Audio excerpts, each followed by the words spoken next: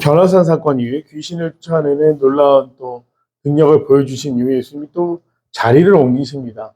근데 보면 예수님이 주변으로 사람들이 모여들고 또 놀라운 정말 하나님의 아들로서 메시아로서 권능을 보여주신 다음에 사람들은 환호하는데 예수님께서는 꼭 그곳을 피하십니다. 부병 이후에 어떻게 하셨죠? 산 위로 올라가셨고 제자들에게 먼저 바다를 건너가라 말씀하십니다. 또 이러한 변화산 사건 이후에도 얼마나 고향감과 제자들 사이에 놀라운 은혜가 있었겠습니까? 그럼에도 불구하고 또 장소를 옮기셨습니다. 그래서 갈릴리 지역 가버나움 가까운 곳으로 가셔서 지나가시는데 아무에게도 알리고자 아니하시니. 자, 이 한 줄이 왜 중요한가? 네. 제자들은 우리가 인간적인 입장에서 한번 생각해 보겠습니다. 제가 막 이제 개척을 했죠. 근데 갑자기 막 성도들이 어느 순간부터 부흥한다고 한번 생각해 보겠습니다.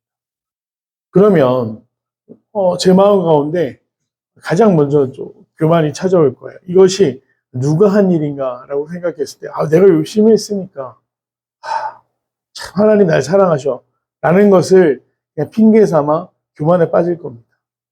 그런데, 우리가 뭘 잘하면 사람들이 모일 때, 사람들이 그것이 자기의 능력, 또 자기의 행위의 결과라고 생각하기 쉬워요. 예수님께서는 철저하게 하나님이 하신 일에 대해서는 분리를 하셨습니다. 자, 제자들은 예수님의 모습을 보면서 자기들도 뭔가 된 줄 알았습니다. 그런데 아무에게도 알리고자 아니하시니, 이것은 예수님께서 사람들의 그 칭송, 경배 이런 것에 굉장히 불편함을 느끼시면서 하나님께 영광을 돌리시기 위하여 잠시 무리들과 떨어져 있기를 원하셨다라는 것을 의미해요. 그런데 이 도중에 어떤 사건이 발생하고 성경은 뒤에 그것을 언급하고 있습니다. 이는 제자들을 가르치시며 또 인자가 사람들의 손에 넘겨져 죽임을 당하고 죽은 지 3일 만에 살아나리라는 것을 말씀하셨기 때문이라. 참 은혜가 되죠. 예수님이 사람들을 멀리하시고 또 혼자 계셨던 건 뭐냐면, 예수님은 이 귀한 사역이 계속될수록 본인에게 남겨진 시간이 얼마 남지 않았다는 걸 알고 계셨어요. 변화산 이후에 무슨 말씀을 하십니까?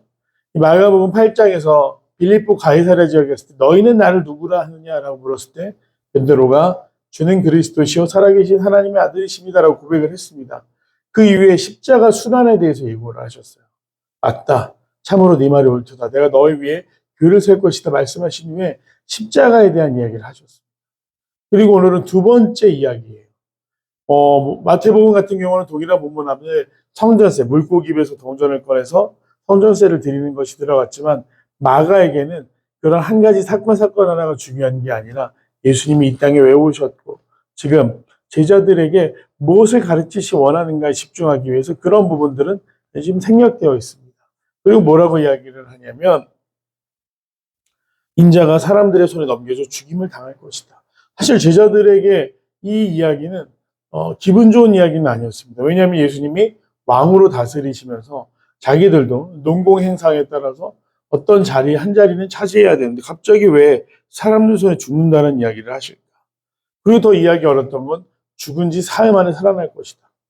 기자들은 살아나신다라는 것도 신기했지만 이 사흘이라는 시간의 의미에 대해서 깨닫지 못했습니다. 그래서 예수님께서 전에 이적을 말할 때 내가 요나의 표적밖에는 말할 것이 없다라고 하신 이유가 뭐냐면, 요나가 니느웨로 왜 하나님의 부르심을 받죠?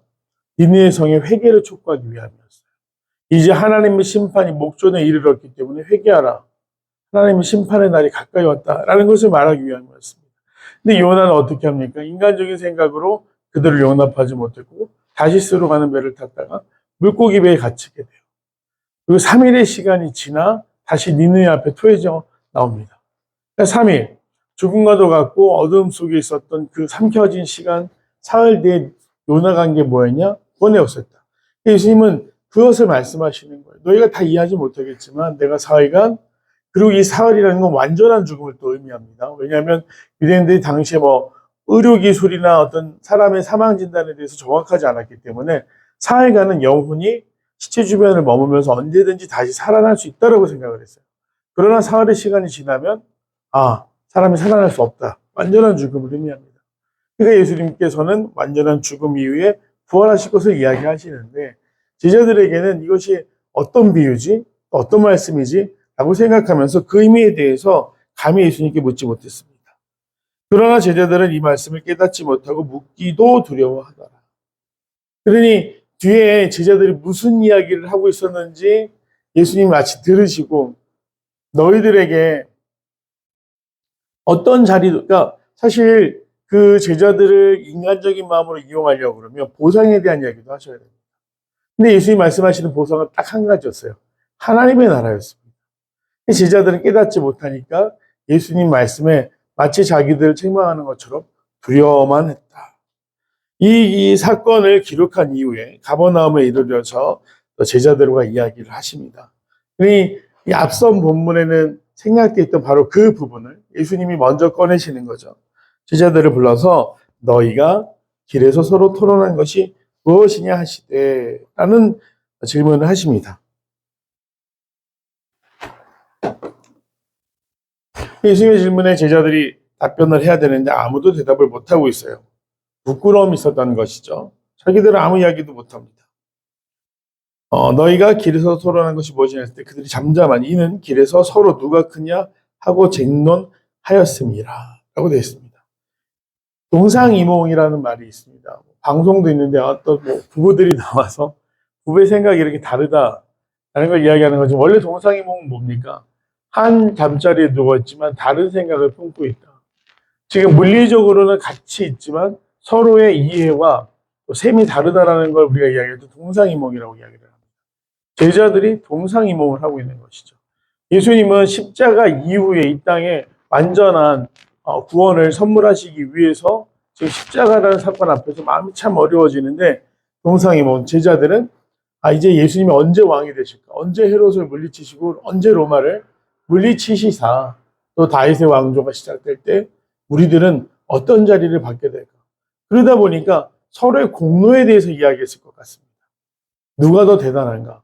그런데 당연히 베드로, 요한, 야고보는 예수님께서 특별한 사건에 셋만 데리고 가셨던 적이 많았던지는 야, 누가 되겠어? 우리 중에 하나겠지. 라고 하면서 서로 다투기 시작했어요. 그러니 제자들 모두가 할 말이 있었던 거죠. 그들은 자기의 생업을 내려놓고 예수님을 따르는 그 공생에 동참했던 사람들입니다. 당연히 우리에게 어떤 보상이 있을 거라고 생각을 한 거예요. 근데 오늘날도 많은 신앙인들이 이 함정에 빠지기 쉽습니다. 주님 앞에 봉사할 때, 또 섬김을 말할 때, 그리고 내가 주님 앞에 무언가 헌신하며 살았다라고 이야기를 할 때, 은연중에 우리도 모르게 농공행상, 내 행위에 대한 보상이 있을 것이라는 생각을 하게 됩니다. 그러나 하나님께서는 이미 다 베풀어 주시고 갚아 주셨습니다. 우리가 헌신하고 섬기고 또 헌금하고 봉사하고 이 목적은 사실은 내 공로를 쌓기 위함이 아니에요. 특별히 한국은 정성 그리고 우리가 가지고 있었던 기복신앙 그다음에 샤머니즘 자체가 정성을 들이면 그것에 대해서 누군가 보상한다라는 신앙이 우리 민족의 이 생각의 뿌리 가운데 있습니다. 그러다 보니까 정말로 아니라고 말하면서도 어느 한순간에는 내 행위에 대한 보상이 있을 거라는 기대가 있어요. 목회자도 마찬가지고요. 성도도 마찬가지입니다. 이건 신앙의 깊이와 상관없어요. 그런 생각이 문득문득 들 때가 있다는 거죠. 그럼에도 불구하고 우리가 말씀을 통해서 배우게 되는 것은 무엇이냐? 행위에 대한 보상을 우리가 섬기는 것이 아니지 않습니까? 내가 구원을 선물 받았습니다. 정말로 나는 사실 구원을 받을 수가 없어요. 한마디로 다 지금 말하자면 10차선 도로를 꽉 막혀서 아무 움직이지도 못하고 그냥 그 움직임 자체가 절망을 향해 가는 것인데 나는 좁은 길이지만 하나님 앞으로 갈 수 있는 길 위에 서게 됐어요. 그 자체가 은혜죠. 감사죠. 내가 어떤 공로를 통해서 영원한 하나님의 나라를 선물로 받을 수가 있겠습니까? 없어요. 이 세상에 있는 것으로는 가치로 그것을 살 수가 없습니다. 그러나 하나님이 선물로 주셨어요. 그러기에 감동해서 내 삶을 드리는 것이지 그냥 내가 어떤 행위와 섬김의 대가로 받는 것이 아니라는 거예요. 그래서 90년대 이후에 한국교회가 표현을 바꾼 한 가지가 있습니다. 저 어렸을 때는 주보에 헌금이라고 돼 있었어요. 근데 어느 순간부터인가 봉헌이라고 바뀌었습니다.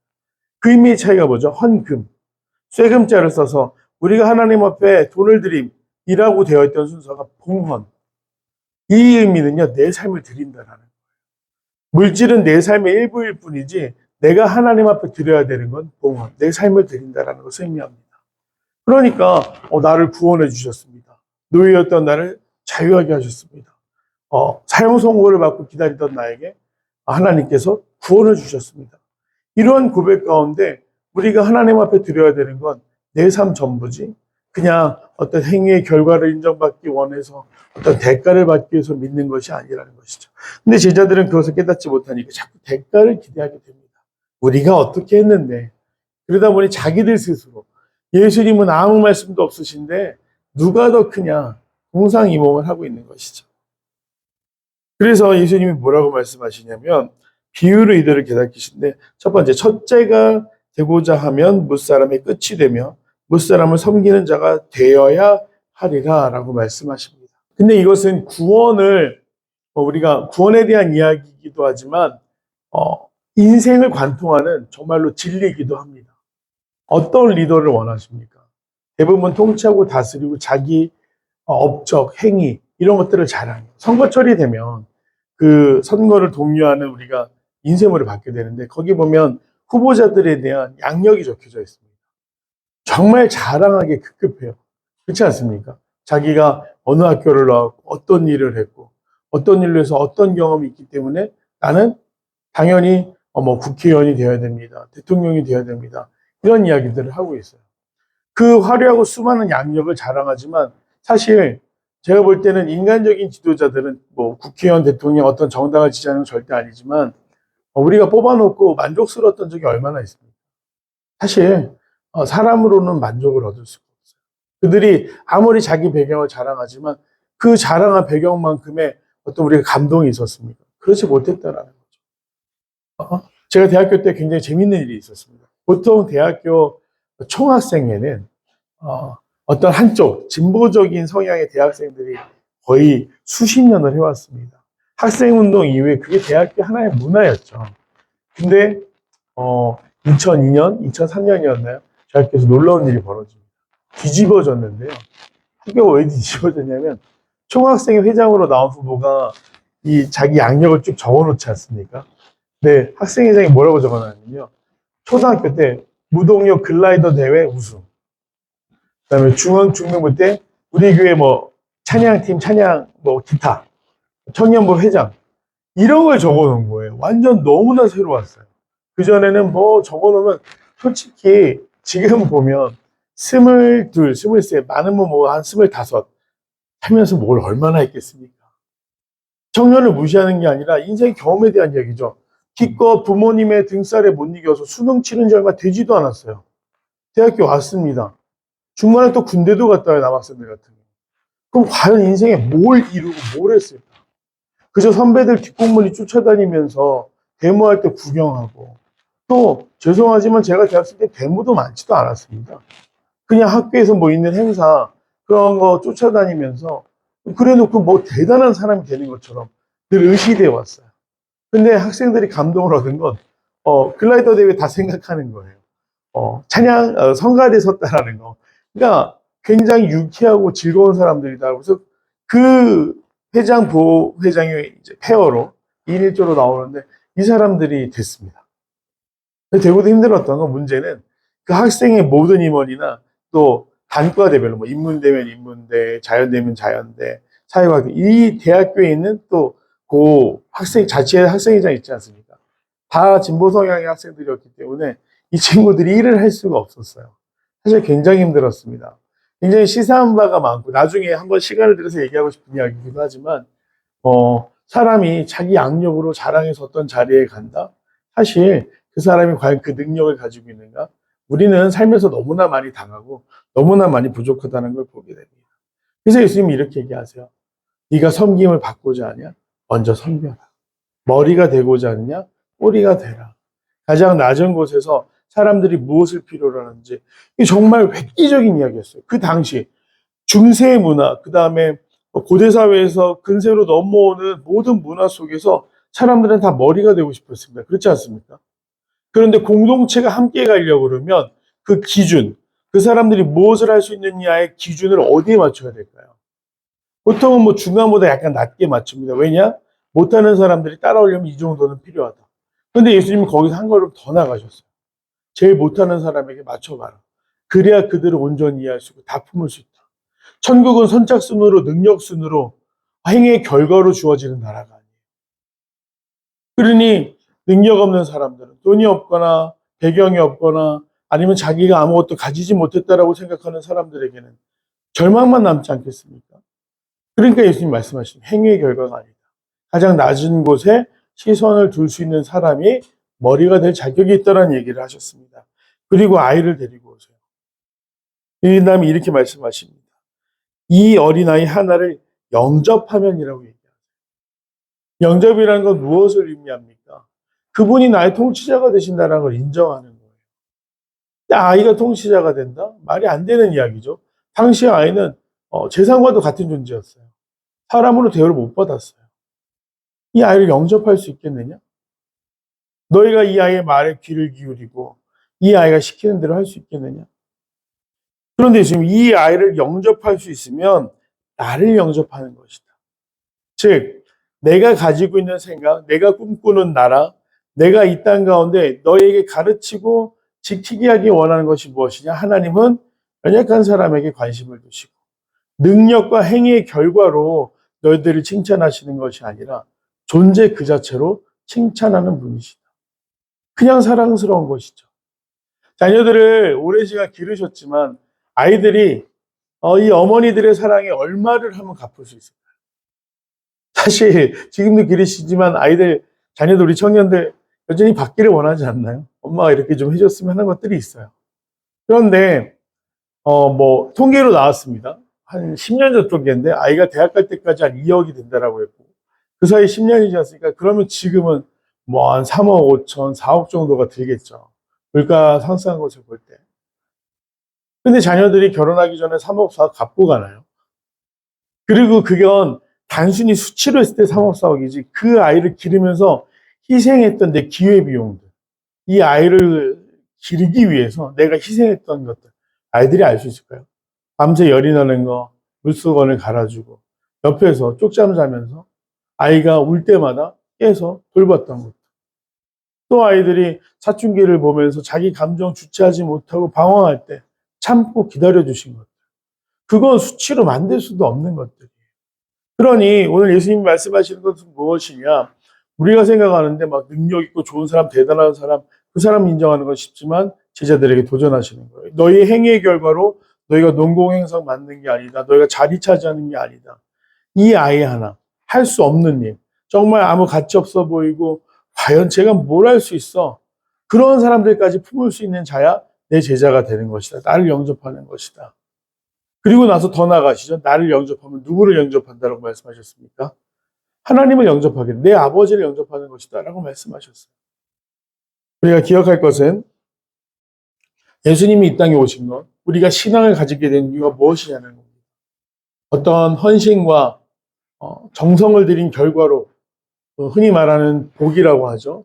돈, 명예, 힘, 권력, 인기 이런 것들을 얻기 위해서 우리가 살아가는가? 인정받기 위해서 살아가는가? 아니라는 것입니다. 끝까지 섬기되 예수님이 보여주신 모범처럼 아이도 용납할 수 있고 또 예수님이 가르쳐주신 그 이야기 내 마음속에는 사실 온전히 삼켜서 소화하기 힘든 얘기예요. 아니 내가 3년이나 그렇게 따라다니고 수고를 했는데 뭘 기대하지 말라고 하시는 거야? 왜 갑자기 아이 얘기를 하시는 거야? 제자들은 십자가의 온전한 사건을 경험하기 전까지 예수님이 왜 이렇게 말씀하시는지 깨닫지 못했지만 십자가를 경험한 이유는 어떻습니까? 자신들이 잘못 생각했다라는 걸 알았어요. 그리고 예수님의 가르치심을 널리 몸소 실천하며 전하는 삶이 되었습니다. 소망하기는 우리가 주님 앞에 나아가면서 동상이몽하지 않았으면 좋겠습니다. 어떤 내 헌신에 내 대가를 바라고 섬기는 것이 아니었으면 좋겠습니다. 정말로 뭐 이 자리에 계신 권사님들이나 저나 그런 생각을 하지는 않아요. 그런데 섭섭막이라는 친구가 있죠. 어느 순간인가 불쑥불쑥 찾아오고요. 이 섭섭막이는 잘 떠나지도 않았습니다. 그 섭섭막이 오게 되는 한 가지 이유가 있죠. 이 생각이 들 때 섭섭하게 찾아옵니다. 내가 어떻게 했는데? 내가 당신한테 어떻게 했는데? 왜 배우자가 살다 보면 제일 답답하고, 내가 이 사람, 내가 그 사람, 아는 사람 맞아? 라고 그런 생각들이 드실 때가 있어요. 내가 그 사람한테 어떻게 했는데? 그런 생각들이 들 때는 우리가 온전히 이성적으로 판단할 수가 없게 되는 거고, 예수님 원하시는 대로 살아갈 수가 없게 되는 것이죠. 바라기는 만약 마음속에 그러한 생각이 드신다고 한다면 오늘 예수님이 가르치신 내가 너한테 어떻게 했는데 기억해. 우리는 행위의 결과로 하나님의 나라의 백성이 되는 것이 아니라 섬김을 통해서 예수님이 걸어가신 그 길을 따라감으로 비로소 하나님이 우리를 어떻게 사랑하신지 깨닫는 거야 말씀하시는 그 예수님의 세밀한 음성이 우리 삶에서 떠나지 않기를 간절히 소망합니다. 자, 그럼 우리 내용 한번 보도록 하겠습니다. 제자들은 길을 가면서 무엇을 두고 서로 다툽니까? 라고 되어 있는데 누가 크냐라고 논쟁했죠. 즉 슬슬 자신들이 어떻게 했는지 자랑하고 인정받기 원했던 것입니다. 예수님께서는 첫째가 되고자 하면 어떻게 살아야 한다고 말씀하십니까? 무사람을 섬기는 사람이 되라. 어린아이 하나를 영접하라. 이렇게 말씀하셨습니다.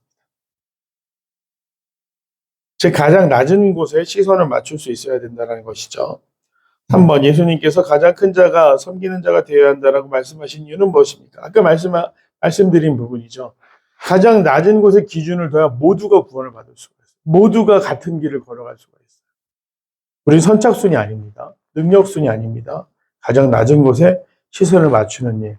예수님은 그 어느 하나도 어느 누구도 낙오되거나 구원의 반열에 이르지 못하는 그런 일이 생기는 걸 원치 않으셨습니다. 그래서 가장 낮은 곳에 기준을 최저로 낮추신 것이죠. 4번 십자가 고난을 앞두고 변함없이 제자들에게 겸손과 섬김을 강조하시는 예수님을 보면서 무엇을 느낍니까?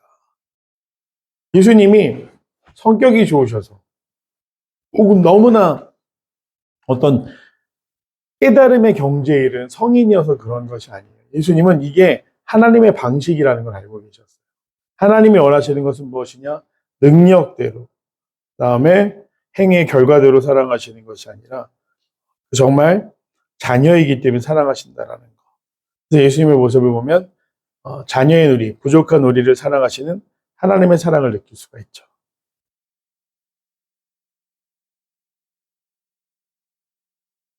교회가 이것을 자랑할 수 있을 때 교회는 항상 부흥하고 선한 영향력을 끼쳤는데 너무나 안타까운 건 오늘날의 교회들도 약간 행위의 결과대로 얘기하는 것 같아요. 그 대표적인 이단 중에 하나가 만민중앙교회 있죠.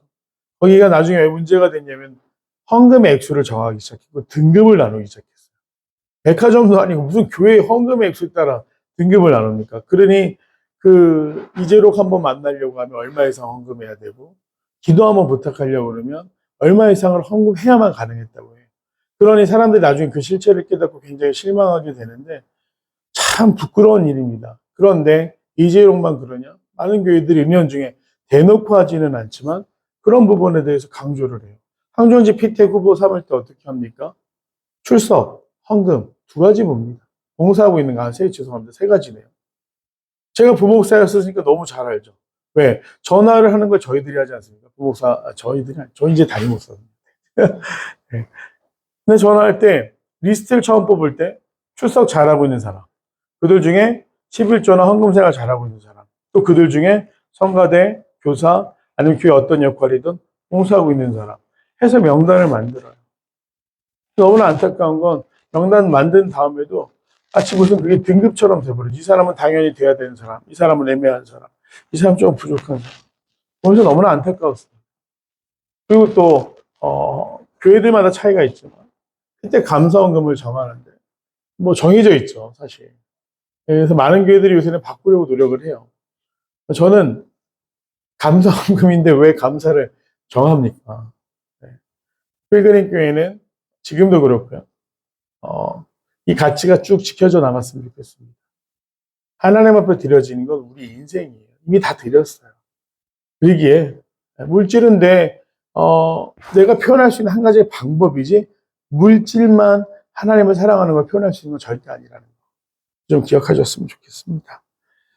자, 나를 더 높이 평가하면서 다른 사람을 무시했던 적은 언제입니까? 세상의 성공과 영광을 추구하기보다 주님의 뜻에 따라 겸손하게 섬기기에 무엇을 실천하겠습니까? 저는 자존감이 높지 않아서 항상 그랬던 것 같습니다.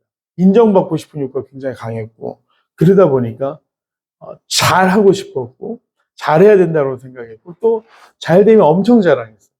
특히 누구에게? 가족들에게, 아내에게. 나 진짜 잘하지? 나 진짜 잘하지? 그러면서 되게 부끄러웠습니다. 네, 그래서 정말 하나님 앞에서 오늘 말씀 보면서 제 자신을 다시 돌아보게 되고요.